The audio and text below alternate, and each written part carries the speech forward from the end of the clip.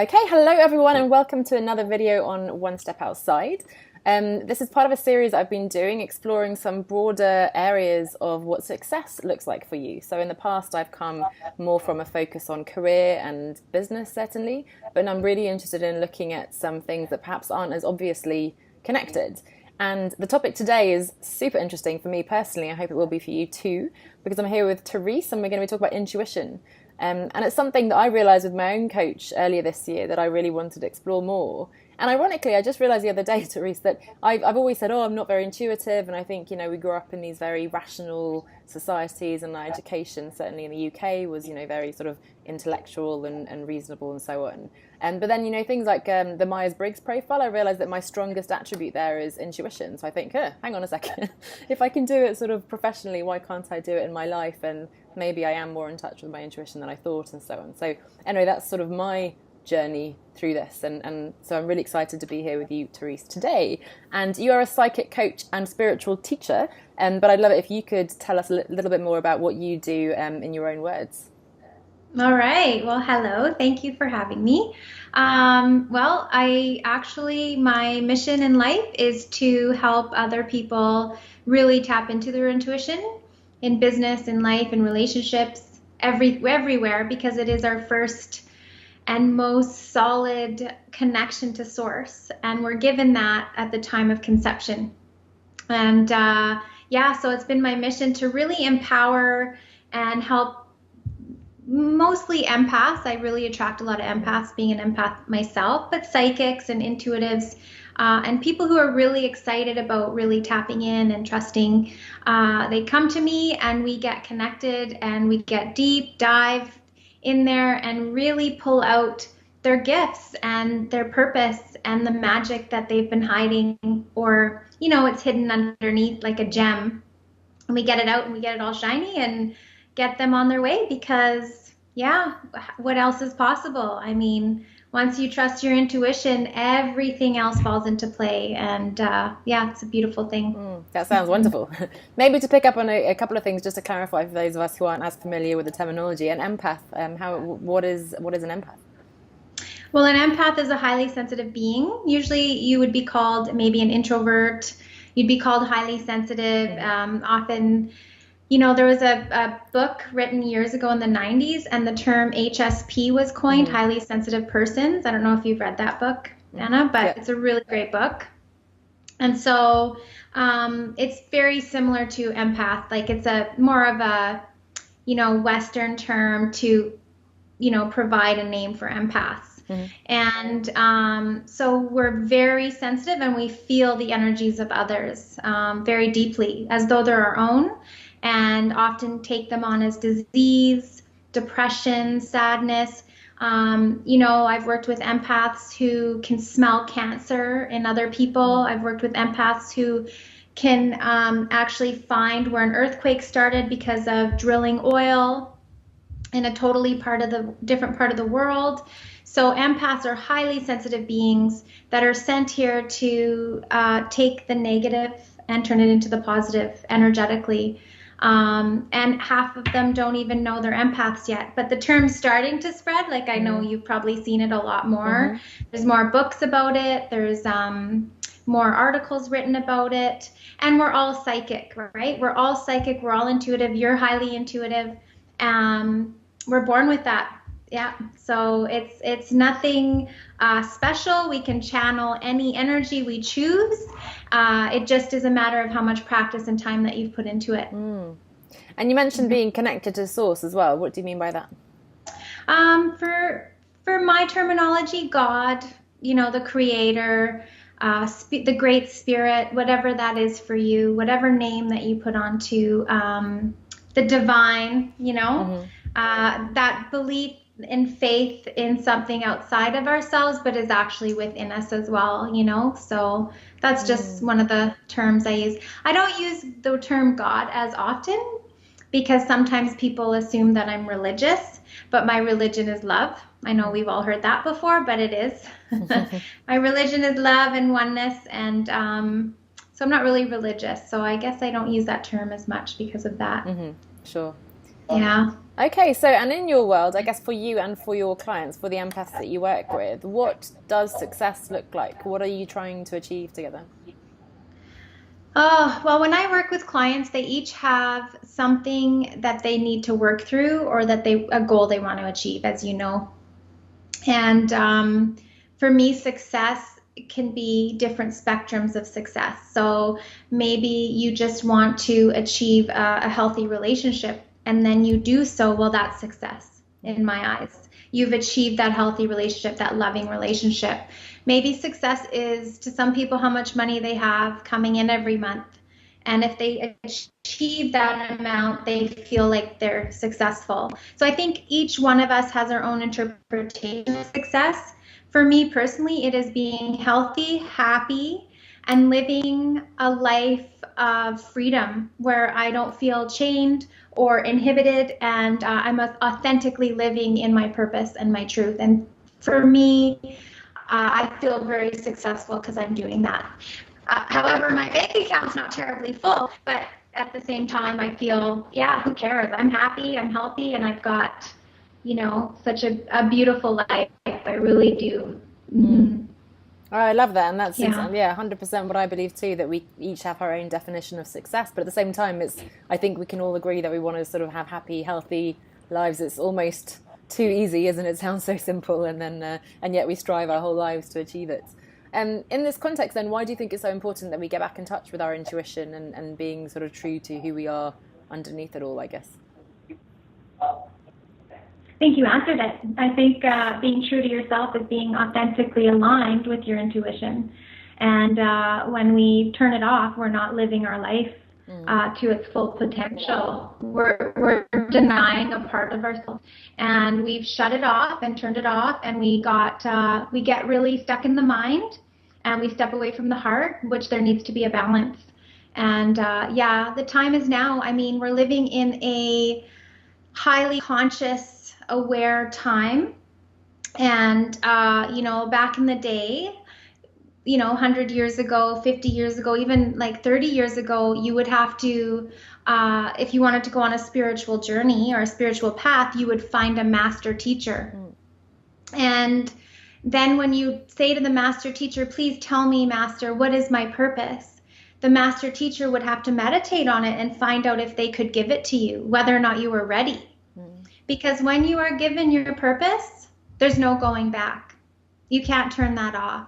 You can't deny it anymore. You have to honor it.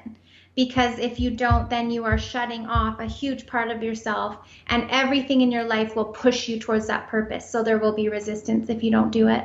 And maybe you've had that experience, like on this, journey of coaching, right? Mm-hmm. Yeah, absolutely. Something interesting you said there, though. Can someone else give you your purpose?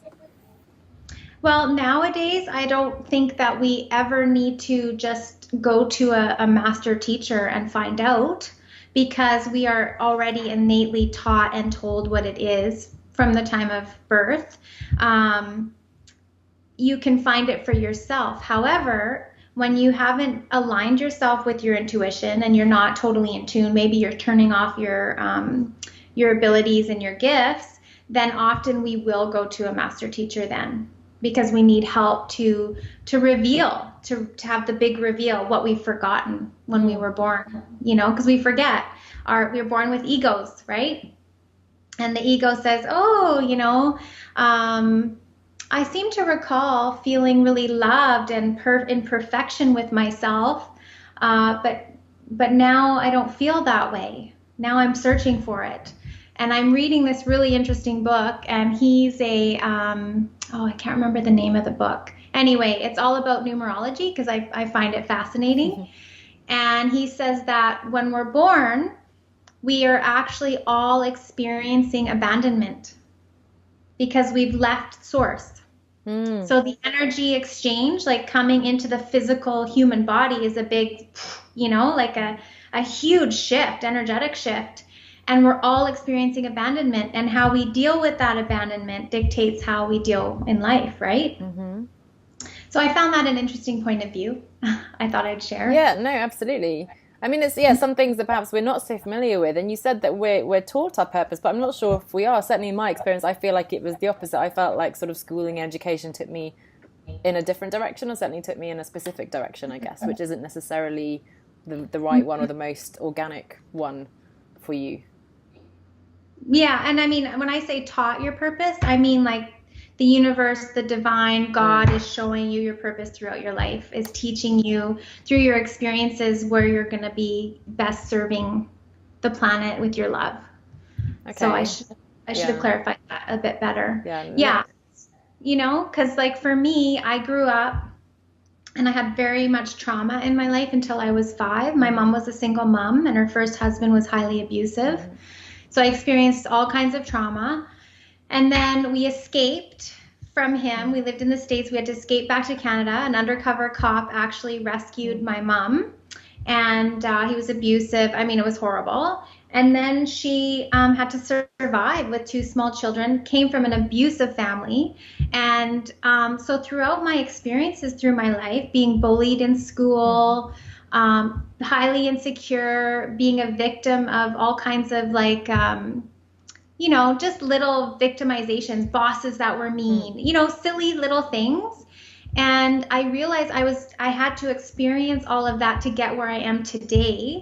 And that whole time being an empathic child, that's why I was always a victim, because I would take on the energy of them and what they needed at the time. Do you know what I'm saying? Does that make sense? Yeah.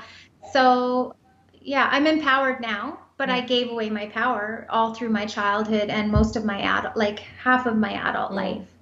And that's interesting. Your specific experience there, is that common, do you think? Or why do you think we all find it so difficult? Why do we get away from and don't listen to those signs that we're getting from ourselves, from the universe, from whatever you want to call it? Why are we sort of deaf to that? Or why does it take so long to get back to it? I think everyone's different. There's no one answer for that. I mean, in my experience, I was numbing the pain of my childhood and taking on, because, you know, often we're born into, we come to earth to heal and grow and change lifetimes of energy to experience. So I chose my family, I chose my experiences, and free will, right? So I chose to have these experiences to learn from, so that, you know, I would have my power back at some point, so that I could say no, so that I could stand up with my voice and powerfully say, this is not okay, or, you know, let friends go. I mean, gosh, in my 20s, it was awful. You know, you'd meet wonderful people and then you'd be backstabbed and then, you know, like all these stupid things. But they're not stupid. People experiencing them all the time. TV is showing us this all the time, right? I mean, reality TV just shows it. So my time to listen didn't come until I was in my 30s. And it's because I chose to numb it. I medicated myself up until that time. So for me, it was a matter of somebody saying, hey, my mother has a free oneness meditation group every Sunday. Would you like to come? And I said, oh, okay, you know, I'll try it out. And I couldn't even sit for 10 minutes in silence. It was very challenging. And it took me 2 years to be able to sit for an hour in meditation at these oneness blessings. And that's kind of like where I first had my really deep experience with meditation, was in that. There's other stories, you know, little things, little nudges that you get, and you move into it when you're ready, ultimately. You know, maybe it's not this lifetime. Maybe this lifetime is something you're not ready to embrace that gift yet. But yeah. Yeah, well, I think the 30s definitely is quite a sort of common period when we start questioning things and maybe opening up to other experiences and things. So you mentioned meditation there. What are some of the other strategies and tools you use with your clients and for yourself then, to, if somebody feels like I really want to get back in touch with this or sort of explore this area a bit more, what can you do? Honestly, it's always going back to that silence within you. Everything you do will come back to you anyways, and it'll be within you. So I think, I mean, when you're starting out, and you're starting out with meditation, because to me, that's the best, quickest route right away. 2 years, that doesn't sound very quick, but I'm impatient maybe. Hey, I was medicating, remember? Yeah. So I was medicating this whole time, resisting change, right? And still wallowing in my whatever, right? Wallowing in my poor me, I'm a victim. So it took me 2 years to like sit for an hour, but I was going to the meditations and seeing drastic results. But if you're starting out, yeah, meditation. If you start with like a guided meditation, I find that's the easiest way because then it guides you to relax. Because once you relax your body and actually turn your mind off by going into your body, that's when the most shifts happen. Yeah, because intuition is a quiet, subtle whisper for most people. And at the beginning, if your head is really loud and noisy, you're not hearing those whispers. You're not seeing those images or those frequencies or, those patterns in your life. You'll walk past the feather, which might be a message from a loved one, little things. So yeah, if you're starting out, definitely meditation. Relaxing the body, relaxing the mind, and doing it frequently. And I'm telling you, it is one of the hardest things to do if you're a go-getter, because I'm very active. Like I mountain bike, I ski, I hike, but I had a really hard time shutting her down. And yoga helps too. I find that yoga is a really good outlet for some people. Tai Chi, yoga, it's all meditative. Quiet walks through the forest, that's meditation. Just in silence, just focusing in the moment, one step at a time. Horseback riding is another good one. I mean, anything where you're in silence and you're in tune with you, focusing on your breathing and moment by moment.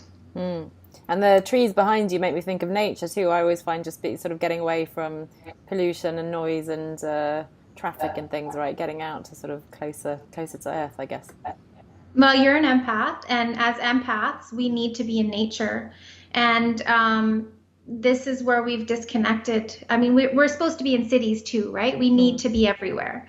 And but it's really important to bring nature to you if you cannot go to nature daily. I am not a city girl. I'm a country girl. So for me, I cannot handle all the energies. I love visiting cities. I totally do it up.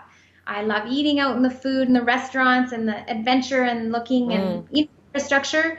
But I personally, I'm a forest fairy. Love that. Have the fairy and the fairy energy of the forest, and I have to be with the unicorns. Like I know that sounds really hokey, but it's true. Like I have that need, and when you're in cities, you do have that noise pollution, and so you have to sift through more to get where you need to be. So bringing nature into your home, having a water fountain, having pictures and paintings in your home of nature.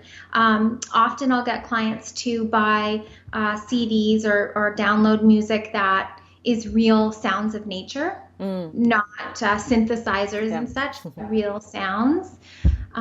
Yeah, it's tough. It's tough in the city for sure. Yeah, but I love that. I mean, I've certainly taken myself out of the city. I've gone to I guess I'm an ocean fairy, ocean baby, I don't know what you call it, but I love just not really being in it. I don't need to swim or surf or anything, just sort of having that open expanse and the sky and the sound of the water and things. So for me to, go down to the coast is really powerful, but it's hard to bring that to me, so... So are you close to the ocean then, Anna? Yeah, I mean, in London, for example, I've gone down to Brighton, so it's sort of less than an hour on train, so that was great for a weekend. You think like, oh my gosh, I need to go to Spain or Portugal or something, but actually, obviously, there are quicker ways and smaller ways in which you can just maybe go down to the river even just down the road and that kind of thing. So I like the idea of finding small, less expensive, less dramatic ways, I guess, of bringing nature to you, as you said. And the paintings and the flowers and the sounds, that sounds like very practical things that you can do. Absolutely. Yeah, it works. I mean, just having a water fountain because you like the water, you need that ocean. Having a water fountain is pretty powerful. And I guess... Sorry? Sorry. I said, and putting your shells in the water. Okay.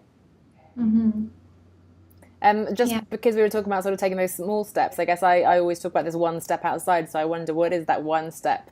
Again, if somebody is sort of relating to this or it resonates, they feel a bit uncomfortable, it's a bit unfamiliar, or they just want to sort of dip their toe in the ocean, I guess, what could they do? Well, honestly, like I said, just bring it to you. Bring it into your space. Have a sacred space in your home. If you can just make your room your sanctuary, that's powerful. Create a meditation altar. So you have your sacred altar where you've got your, loved ones' images and your deities or whatever it is that you need, your oracle cards, your crystals. So there's this one sacred space that no one can touch. It's just for you. And you dust it regularly, right? Because you gotta keep it clean. Yeah. And create that space for you, because there's lots of little things. And in Feng Shui, they recommend also to have, that sacred altar. And and if you have a little yard, create a little altar outside as well. My children have always had a nature table. And so when we take from nature, we always ask if we can have it. You always ask, can I take this? And you'll get a yes or no. It's a knowing. And if we get a yes, we bring it home and we put it on the nature table. And the kids love it. So if you have children, this is a fantastic thing to do with them. And you clean it regularly. So there's lots of rocks and driftwood, because we live right by the river, a world-class fishing river, which I don't fish, I was telling you, but it's just spectacular. And the moss, we live where there's mossy floors, it looks like the fairies live there for sure. Oh, fantastic. And so bringing that to you is really powerful. And pictures, really, you see images in your house all day long. So are your images positive reinforcements in your life, or are they negative? Because, are they affirmations? Do they make you feel relaxed, or do you look at it and it reminds you of something stressful? So those are some powerful things to think about when you just want to start that journey of bringing in that positivity, trusting that intuition, allow yourself that quiet space and sacred space. That's why I called my business Sacred Space, because it works. It really does. And just because you mentioned your children there, I guess if you want to encourage this exploration and sort of, again, I love the idea of sort of getting them involved with nature. And so what else could you do with your children to sort of encourage them to explore this and be open to what it can bring? Just talk to them. They're already far advanced from us. They came from source a lot later than us, so they know a lot more. And they come here to teach us, right? They chose us, we chose them. And honestly, I'm very open. I'm an open book anyway. But my kids and we have like typical discussions, that you would think a spiritual teacher would have with their children. So one cute little thing to do with your young children, or even your teenagers, because I have one of each, is to get them to close their eyes and tap into their magic. And we call it magic because it's powerful. And magic is relatable to children. So for example, if she's looking for daddy, well, we have an upstairs, we have it downstairs, and we have a 2-acre farm. So I'll get her to close her eyes and say, okay, use your magic. Where is daddy? And she's always right. She knows where he is. Oh, he's in the cornfield, or, he's downstairs. And then I'll get my son. He's very psychic. I have a crystal baby. He's 14. And he's highly emotional like me. He's like me in the empath. So I teach him how to deal with all the energies in school, right? He comes home from school and he's wearing everyone's bloody energy, So we have to get him really grounded and clearing the energy. And that's just simple asking. When we ask, we always get a knowing. So is this energy mine? Because he'll be overwhelmed. He'll come home and be upset. And I'll be like, wait a minute, is this yours? Oh, okay, I'll ask. And then he asks, is it mine? Yes or no? And then just visualize however that is, of you returning it to sender with love or just pulling it off, whatever that is. And you can ask, is it someone else's? And sometimes it'll be a person that you'll see, and then you'll know it's that person's. And so we don't have to wear anybody's energy. So just these little things that I learn, I teach my children. Yeah. In a relatable way, right? Without them feeling awkward. Like my son actually had discussions with a friend about being an empath, and he's like, oh yeah, so-and-so is an empath. And I'm like, I just laughed. I said, okay, cool, probably right. They know more than we do. That it's weird to them to use their magic or talk about crystals. Yeah. Yeah, it's a shame that we lose that, but I love that magic. I might use that too, even though I'm an adult. I might like get in touch with my magic too. I quite like that idea. So it's whatever works for you, right? Thinking of it in terms that you can relate to and that you, that resonates. It's just practice, right? Just practice over and over. I mean, you know, I'm highly intuitive, but I'm more intuitive for other people. I can physically go into someone's body and tap in to where they need help or energy or love or releasing or whatever. But for me, I'm terrible. Yeah, that sounds familiar. For me, I have to step out, get other people to come in. Yeah, but that's why it's good to work with somebody Yeah, else, right? Even when you're a coach, it's good to work with another coach, for example. So, yeah. Absolutely. Absolutely. Yeah. Okay. It Well, is. lovely. And Yeah, I love what do you love? Sorry, I lost you. working with other intuitives. Yes, yeah. No, and it's good always to surround yourself with people who are open to that and you can teach you things and you can exchange these ideas and things. So with that in mind, if we want to find you online, where do we find you in the world of social and websites and all these wonderful things? Yeah, so I'm at theresenadeau.com. That's my website. And I'm on Facebook, Sacred Space Intuitive Coaching. Yeah, easy peasy. Easy I peasy. won't go into Twitter and all that. I'll link it there and I'm sure they can find you. And just to finish, we talked a little bit about meditation. And I know you mentioned you had a free meditation that people can get on your website. Maybe if you just tell us a bit more about what that can do for you. Well, I decided that I would hand out a free guided meditation to get people relaxed. Just starting with the basics. It's just a couple minutes long. I think it's like 6 minutes. I can't remember. It's just a short mini to practice because I find anything too long, you lose and you fidget and you get uncomfortable. So I created something very simple. And basically you can put it on at work if you just want to sit on your desk and at your desk, or you want at lunch, you just want to play it on your headset just to have that connection. So it's to stress free your life basically. And when we relax every cell in our body and we breathe, we're getting in oxygen to heal the body. We're getting in love and light at the same time, and we're releasing toxins. Breath is life, and we just do not breathe. We hold our breath all the time, and it gets stuck in different areas. And this meditation is for you to fully relax that whole body to the point where you just feel at ease. And the great thing is, because it is so short, you can lay there as long as you want after your body's fully relaxed. Great. Yeah.